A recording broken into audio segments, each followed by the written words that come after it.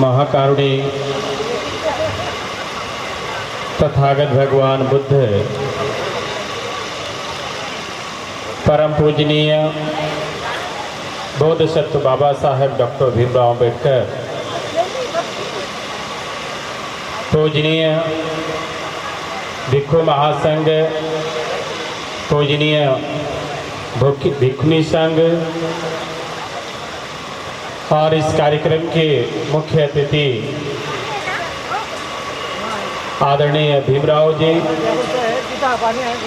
धम्म परिषद में आए हुए सभी सम्मानित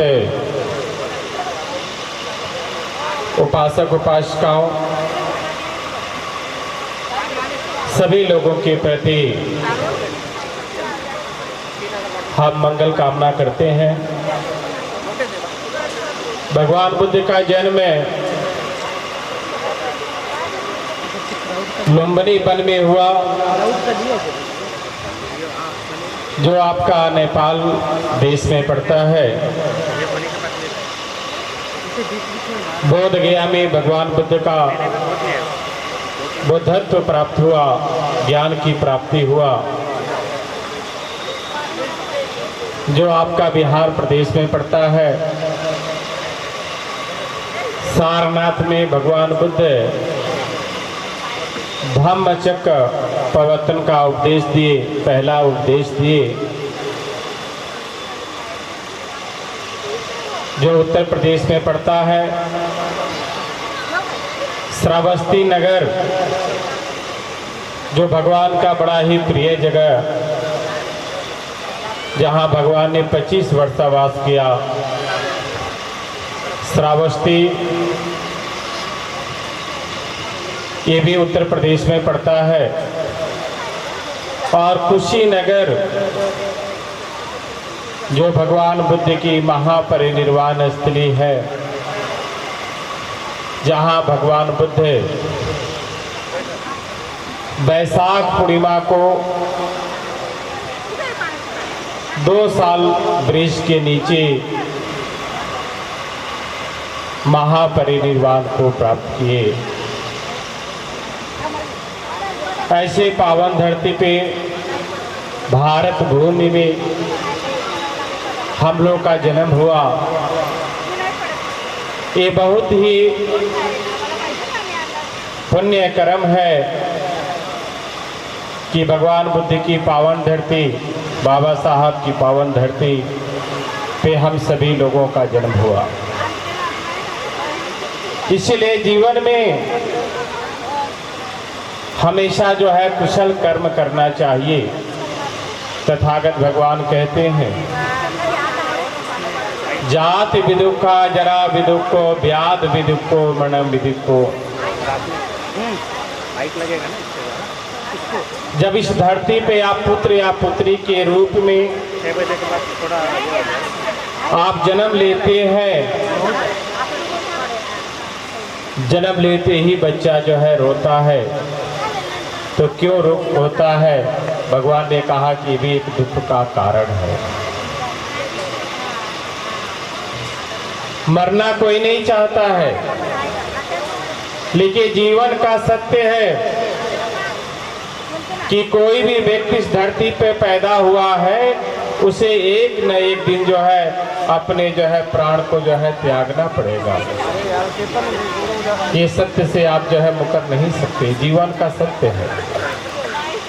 तो भगवान ने कहा कि ये भी दुख है। व्याधि भी दुखा, जब आपके शरीर में जो है कोई गंभीर रोग हो जाता है, कोई बड़ी बीमारी हो जाती है, तो व्यक्ति जो है कराहता है, रोता है, बिलखता है। तो भगवान ने कहा कि ये भी दुख है। जरा, जब बुढ़ापा आ जाता है तो व्यक्ति को चलने में, उठने में, बैठने में तकलीफ होता है। तो भगवान ने कहा कि ये भी दुख है। प्रिय का मिलना दुख है, अप्रिय का मिलना दुख है।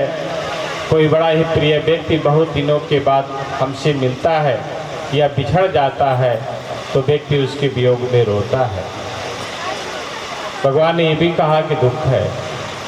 तो जीवन में दुख है और दुख का कारण है, और तथागत भगवान बुद्ध ने उसका निवारण भी बताया। दुख है, दुख का कारण है और दुख का निवारण है। तथागत भगवान बताते हैं कि प्रज्ञाशील समाधि,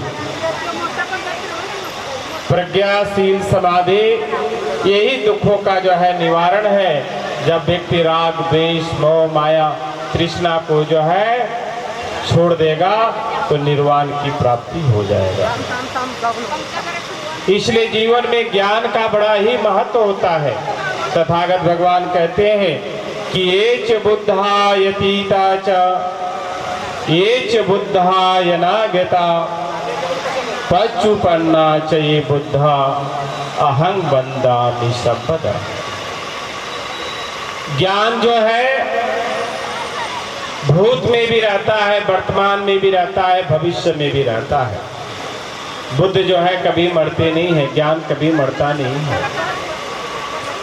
इसलिए हमको जो है किसी की पूजा करना चाहिए तो वह है ज्ञान की पूजा करना चाहिए, बुद्ध की पूजा करना चाहिए।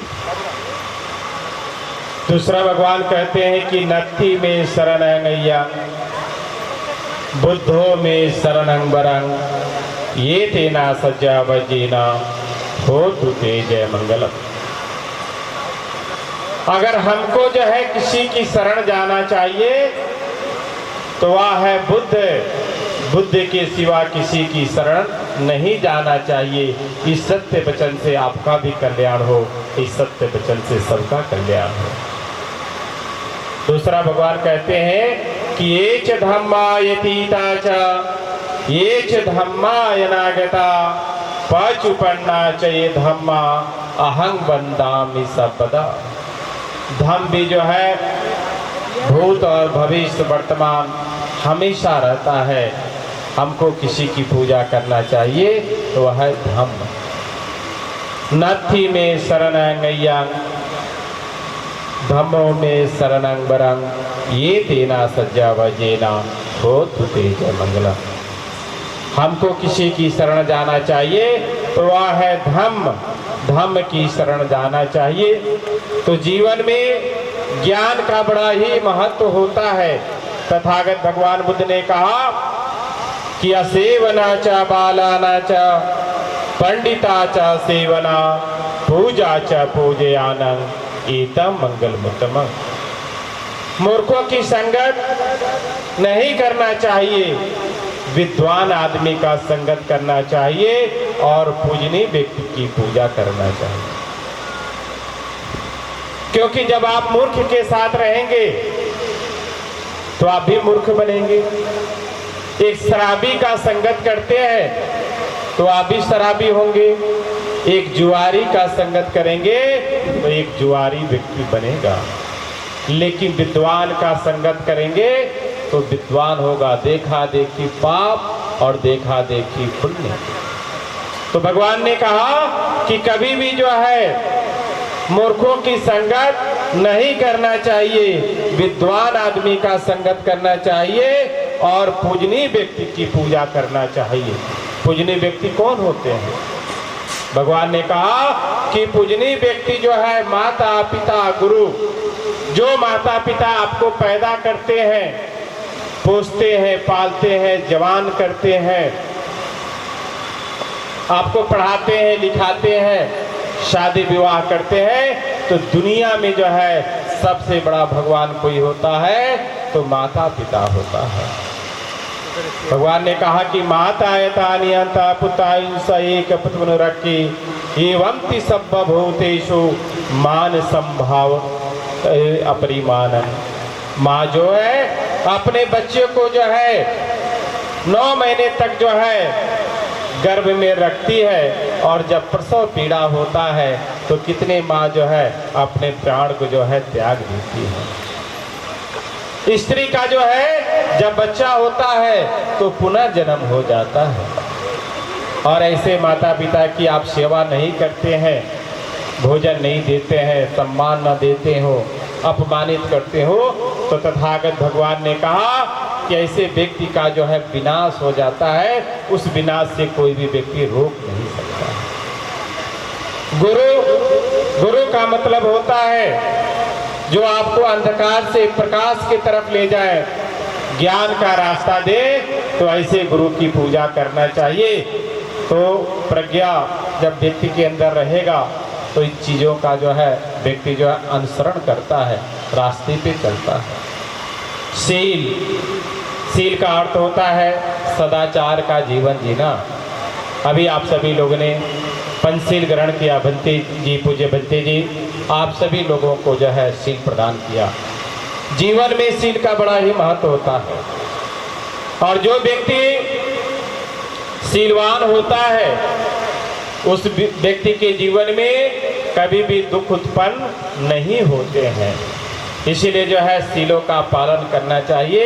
मनुष्य का शरीर सुंदर नहीं होता है, मनुष्य का जो है शील सुंदर होता है, मनुष्य का आचरण सुंदर होता है। एक आपको उपदेश देते हैं कि एक भंते जी है, और भंते जी अपने विहार करते हैं, और एक चोर आता है, जो चोरी करने वाला चोर होता है, भंते जी के पास आता है और भंते जी को जो है अभिवादन करता है, और अभिवादन करके एक तरफ बैठ जाता है। कहता है कि गुरुजी, हमें जो है कुछ ज्ञान दीजिए जिससे हमारा भी जो है कल्याण हो। बंते जी कहते हैं कि ठीक है, हम तुमको जो है 5 शील देते हैं, और 5 शील का तुम पालन करोगे तो तुम्हारे जीवन में कभी भी संकट नहीं आएगा।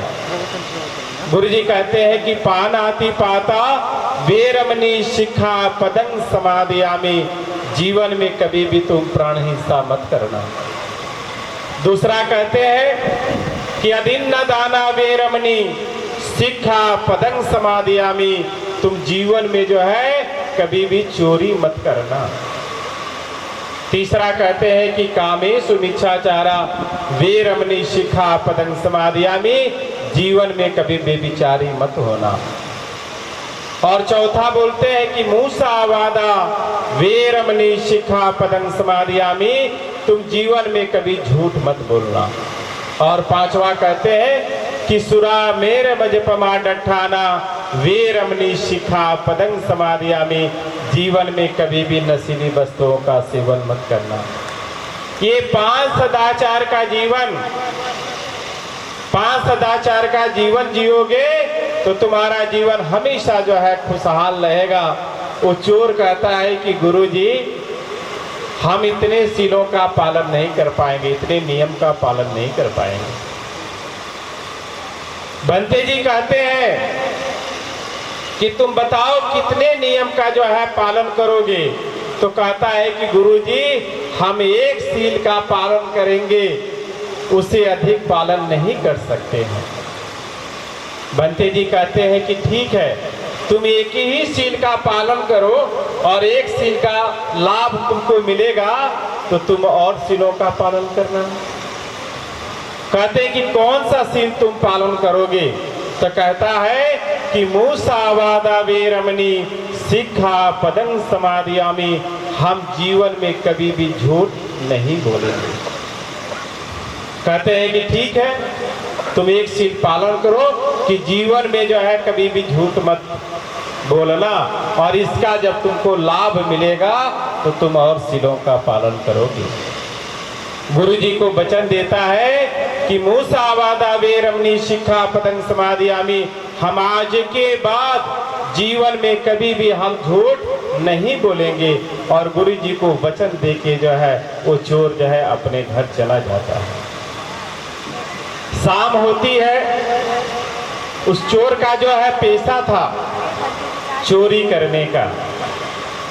जब शाम होती है तो उसको याद आता है कि चोरी करने के लिए जो है जाना है, तो सोचता है कि हमने जीवन भर जो है चोरी करते हैं, छोटे मोटे लोगों के घर में चोरी करते हैं, छोटा मोटा सामान आता है तो बार बार चोरी करने की आवश्यकता पड़ती है। क्यों न जो है इस राज्य के राजा के यहाँ चोरी करें। राजा के खजाने में तो बहुत सारा जो है धन जो है पड़ा रहता है, बहुत ही कीमती कीमती जो है सामान रहता है, उसी को चोरी करेंगे तो काफी दिनों तक जो है चोरी करने की आवश्यकता नहीं पड़ेगी। और वह राजा के राज्य में जो है जाता है तो पहले के जमाने में राजा महाराजा जो है अपने वेशभूषा को जो है बदल के जो है प्रजा के सुख दुख के लिए निकलते थे। राजा का भी समय हो गया, राजा भी अपना वेशभूषा जो है बदल के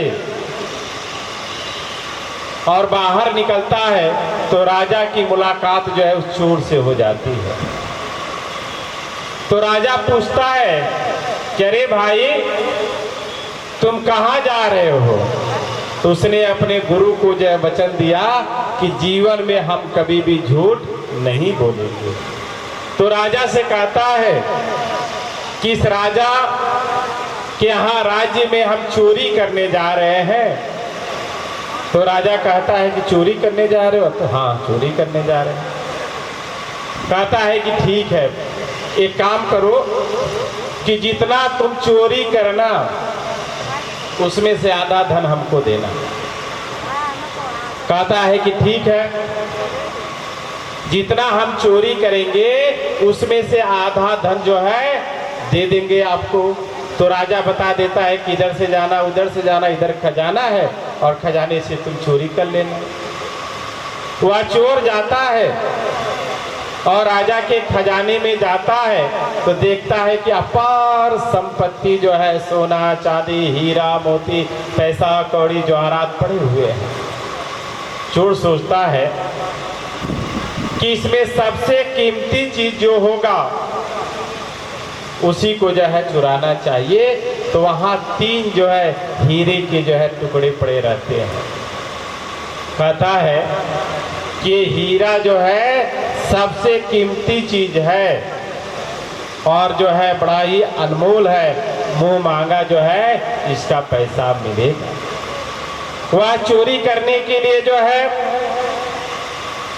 जाता है और हीरे को जो है चुराने की बात उसके दिमाग में आता है तो याद आता है कि अरे अगले व्यक्ति को जो है आधा देना है। या 3 हीरा है और 3 हीरा को हम चुराएंगे तो एक हीरा को जो है तोड़ना पड़ेगा, तभी जो है हीरा का बंटवारा होगा। तो सोचता है कि जब हीरा को हम लोग तोड़ देंगे तो हीरा का महत्व खत्म हो जाएगा।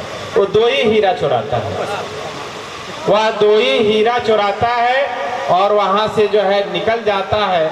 और दूसरे दिन जो है पूरे राज्य में यह बात फैल जाती है कि राजा के राज्य में जो है चोरी हो गया, राजा के खजाने में चोरी हो गया। राजा को तो मालूम है कि कौन चुराया है। राजा जो है अपने मंत्री को जो है बुलाता है और कहता है कि पता करो कि खजाने में जो है कितना जो है चोरी हुआ है। मंत्री जाता है तो खजाना देखता है तो मात्र उसमें 2 हीरा जो है चोरी हुआ है। मंत्री के मन में लालच आता है कि ये 3 हीरा में से 2 हीरा चोरी हो गया है, एक हीरा अगर हम चुरा लेंगे तो ये भी जो है चोर के माथे जो है रख देंगे। वह मंत्री जो है एक जो है हीरा चुरा लेता है और कहता है कि महाराज आपके खजाने में जो है 3 हीरा जो है चोरी हुआ है। राजा जो है चोर को बुलाता है और कहता है भाई तुमने जो है रात में वचन दिया था कि चोरी का आधा धन जो है हमको दोगे। वह राजा को जो है एक हीरा जो है निकाल के दे देता है। राजा कहता है कि तूने जो है एक सील को तोड़ दिया। मूसावादा वीरमनी शिखा पदंग समाधियामी, तुमने जो है वचन दिया था कि जीवन में जो है हम कभी भी झूठ नहीं बोलेंगे। हमारे खजाने से जो है 3 हीरा चोरी हुआ है और तुम जो है एक हीरा जो है दे रहे हो। और राजा से कहता है कि महाराज, हमने जो है सील नहीं तोड़ा है, हमने 2 ही हीरा चुराया है। एक हीरा हमारे पास है और एक हीरा जो है आपके पास है। राजा जो है अपने गुप्तचर को जो है लगाता है कि पता करो जो है तीसरा हीरा कौन चुराया है। जब जो है गुप्तचर जाते हैं और पता लगाते हैं तो पता चलता है कि इस राज्य का जो है मंत्री ने जो है एक हीरा जो है चुरा लिया है और जो है अपने पास जो है रख लिया है। राजा जो है अपने मंत्रिमंडल को बुलाता है और कहता है कि इस मंत्री को जो है जेल भेजो, इसको गिरफ्तार करो और इसको जेल भेज दो। और उस चोर को कहता है कि तुम आज के बाद हमारे राज्य का जो है मंत्री बनोगे। तो चोर सोचता है कि अरे गुरु जी से हमने जो है सील लिया और एक सील का जो है पालन किया, इस राज्य का जो है हम मंत्री बन गए। अगर 5 सीलों का पालन करेंगे इस राज्य का राजा भी बन सकते हैं। ये सील की जो है शक्ति है। तो भगवान ने कहा कि जीवन में जो है व्यक्ति को हमेशा जो है शीलों का पालन करना चाहिए। जब आप शील का पालन करेंगे आप निर्वाण की भी प्राप्ति कर सकते हैं। इसलिए जीवन में हमेशा जो है कुशल कर्म करना चाहिए और सभी लोगों के प्रति जो है मैत्री की भावना होना चाहिए। जीवन में एक कहानी आपको और सुनाते हैं, समय आधे घंटे के है। नमो बुद्धाय। जीवन में जो है नमो बुद्धाय का जो है बड़ा ही महत्व होता है। हम सभी को जो है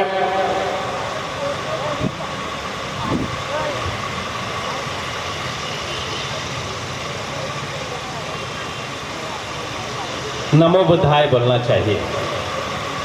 सुबह शाम दोपहर नमो बुद्धाय बोलना चाहिए। बुद्धम शरणम गच्छामि, ज्ञान की शरण जाना चाहिए।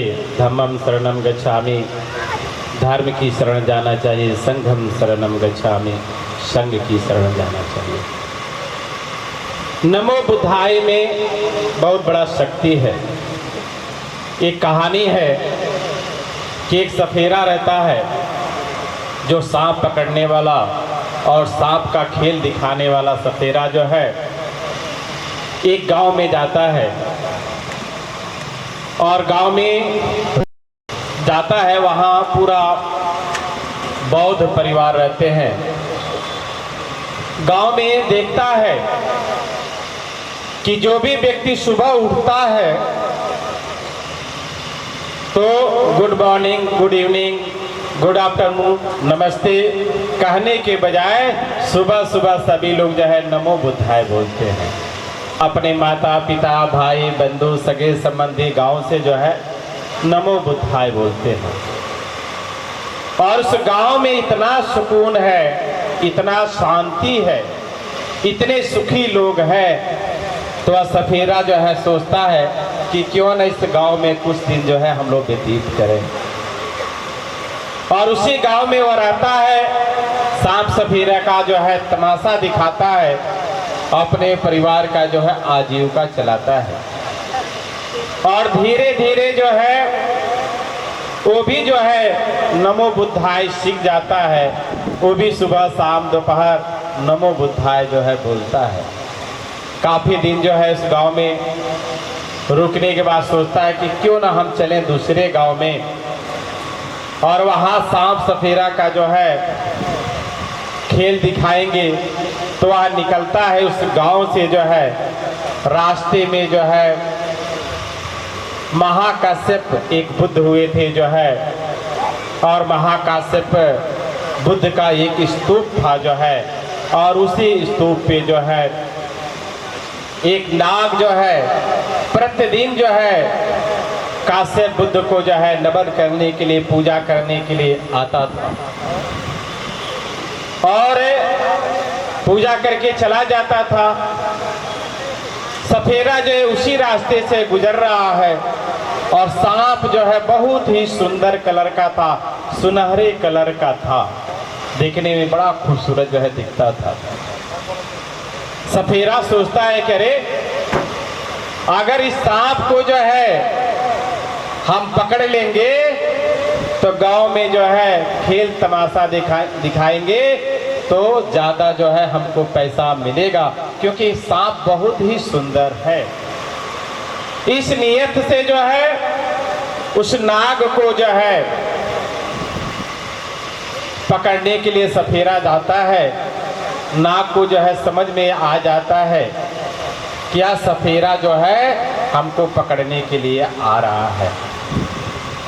नाग जो है अपने सुरक्षा के लिए उस सफेरे के पीछे जो है दौड़ने लगता है काटने के लिए। सफेरा को मालूम हो जाता है कि ये सांप हमको काट लेगा और वो सफेरा जो है भागना शुरू करता है। भागते भागते जो है रास्ते में जो है उसको ठेस लगता है और ठेस लगने से सफेरा गिर जाता है। गिरने के बाद जो है सांप भी जो है पहुंच जाता है और सांप जैसे ही जो है उसको काटने के लिए अपना फन जो है बड़ा करता है, उस सफेरे के मुंह से निकलता है नमो बुद्धाय।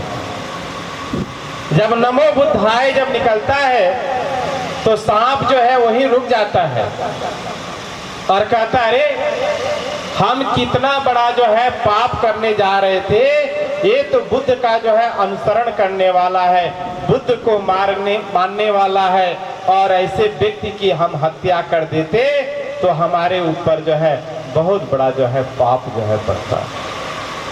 वह सांप कहता है उस सफेरे से कि अरे भाई ये तुम सांप सफेरा का खेल क्यों दिखाते हो, वो भी एक जीव है, उनको तुम नचाते हो घुमाते हो तो उनको भी पीड़ा होती है, दर्द होती है। सफेरा कहता है कि यही हमारा आजीविका है और इसी से जो है हमारा जीवन चलता है, इसके सिवा कोई हमारा काम नहीं है। नाग जो है कहता है कि देखो तुम आज के बाद ये धंधा जो है छोड़ दो, हम तुमको जो है 3 जो है सोने का कमल का फूल दे रहे हैं। एक कमल का फूल जो है महाकाश्यप बुद्ध के स्तूप पे तुम चढ़ा देना, दूसरा जो है बेच के जो है गरीब लोगों में जो है दान कर देना और तीसरा बेच के अपना जो है धंधा पानी करना, बिजनेस करना। वह जो है सांप जब उसको 3 जो है कमल का जो है फूल देता है तो सफेरा जो है एक जो है महाकाश्यप बुद्ध के स्तूप पे जो है सोने का फूल चढ़ाता है और एक बेच देता है, गरीब लोगों में दान कर देता है और एक जो है बेच के जो है अपना बिजनेस करता है। कुछ दिनों के बाद बहुत ही बड़ा जो है वो भी सेठ हो जाता है। जीवन में जो है एक नमो बुद्धाय के वजह से उसका प्राण की रक्षा हो गया, उसका जीवन ही बदल गया। इसलिए जो है बौद्ध धर्म दुनिया का सबसे श्रेष्ठ धर्म है। हमारे प्रधानमंत्री जी, हमारे मंत्री लोग, मुख्यमंत्री लोग या बड़े लोग विदेश में जाते हैं तो बुद्ध की प्रतिमा ले जाके भेंट करते हैं और कहते हैं कि हम बुद्ध के धरती से हम आए हुए हैं। ये हमारे गौरव की बात है। और बुद्ध धर्म जो है कण कण में जो है बसा हुआ है, हमारे खून में भी बुद्ध धर्म है, महसूस करने की बात है। यहाँ जो है भारत में आप देखेंगे कि हाई कोर्ट है या सुप्रीम कोर्ट है, वो भी बुद्ध धर्म के अनुसार है। उनका जो स्तूप देखेंगे तो सांची का स्तूप जो है दिखाई देगा, उसका गुम्बद जो है। राष्ट्रपति भवन में आप जाएंगे तो बुद्ध की प्रतिमा दिखाई देगी। संसद भवन में जाएंगे जो नरेंद्र मोदी जी ने बनाया तो अशोक का लाट जो है सबसे ऊपर है, ये बुद्ध धर्म का चिन्ह है। हमारे पास जो नोट रखते हैं वो नोट में जो है अशोक का लाट है और परम पूजनीय बुद्ध सत्य बाबा साहेब डॉक्टर भीमराव अंबेडकर ने संविधान बनाया, वो भी बौद्ध धर्म से ही प्रेरित है, क्योंकि बाबा साहब भी बौद्ध थे। बाबा साहब भी बौद्ध थे और जितने भी जो है प्राचीन जो है खंडहर आप देखेंगे, उत्तर प्रदेश में देखिए, बिहार में देखिए, महाराष्ट्र में देखिए, गुजरात में देखिए, तो सबसे पुराना जो है बिहार हमारा ही बना है। इसलिए जीवन में ये हम लोग को गौरव की बात है कि भगवान बुद्ध की पावन धरती पे हम लोग पैदा हुए हैं और हमारे कण कण में जो है बुद्ध है। बुद्ध को कोई भी व्यक्ति नष्ट नहीं कर सकता है। इसलिए हम सभी जो है आज ये पनवेल में जो है धम्म परिषद में हम लोग का आने का सौभाग्य प्राप्त हुआ और भिक्षु संघ का दर्शन हुआ, आप सभी लोगों से मिलने का सौभाग्य प्राप्त हुआ। तो समय हमको आधा घंटा दिया गया था, क्योंकि हमारे बीच में बहुत ही विद्वान भंते जी, पूजनीय भंते जी उपलब्ध हैं। आप सभी को जो है धम्म देशना देंगे। इन्हीं शब्दों के साथ जो है आप सभी लोग के प्रति मंगल कामना करते हुए नमो बुद्धाय, जय भीम, जय भारत, आप सभी को धन्यवाद। साधु साधु साधु।